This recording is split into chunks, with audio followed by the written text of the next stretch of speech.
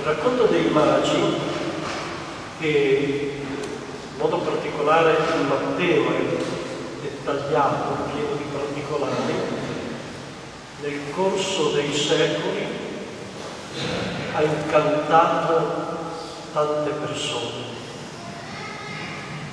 Musicisti che hanno scritto musiche bellissime sull'Epifania, sui magi, poeti che hanno scritto belle poesie e soprattutto pittori.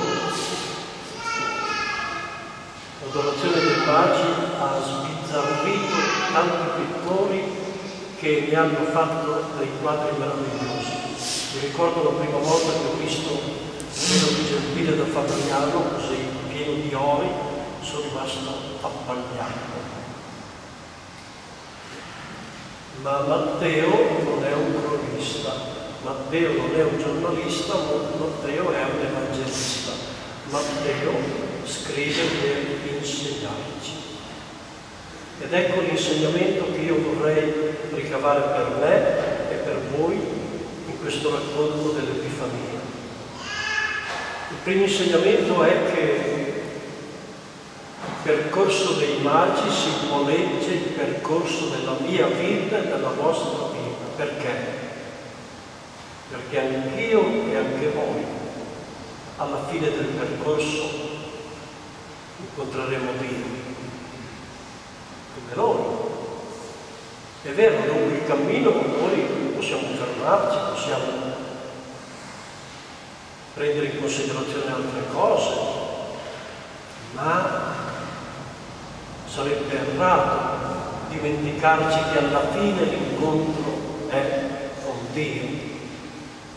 Io lungo la strada avrò la mia famiglia, i miei amici, le mie compere, il mio mercato, venderò, comprerò, lavorerò, guadagnerò, ma alla fine come i magi io incontrerò il Signore. Il secondo insegnamento mi viene dalla stella di Betlemme. Betlemme è una stella che fa luce e noi tutte le domeniche alla luce di Betlemme, ascoltando il Vangelo e le Scritture, possiamo illuminare la nostra vita, che altrimenti molto spesso perde l'oscurità. Ed è vero che tanti ascoltano il Signore, tanti si lasciano illuminare dalla stella di Betlemme, ma tanti no. Però certamente la luce di Betlemme è una luce che da tantissime persone è veramente esaltata. Io ho un mio carissimo amico che non va mai in chiesa e mi dice sempre: voi preti contate poco o niente, ma avete quel Cristo lì che vi salva sempre, perché lui sì che è bravo, lui sì che ha detto le cose giuste. E dicendo così indirettamente esalta il mio maestro, e io sono contento che dica male di noi preti, ma che dica bene del mio maestro, di Gesù, dell'uomo di Betlemme. Anche noi lasciamoci guidare dalla stella di Betlemme.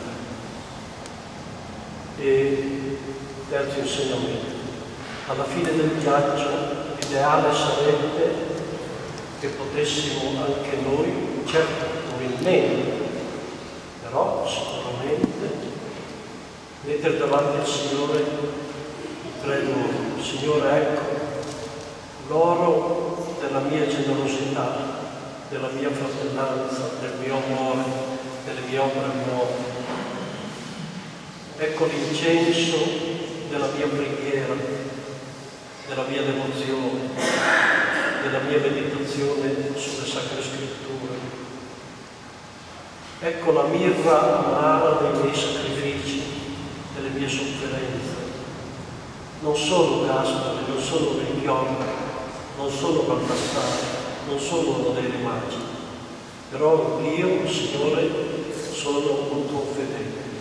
e sono contento se ti posso offrire questi 3 nomi, anch'io.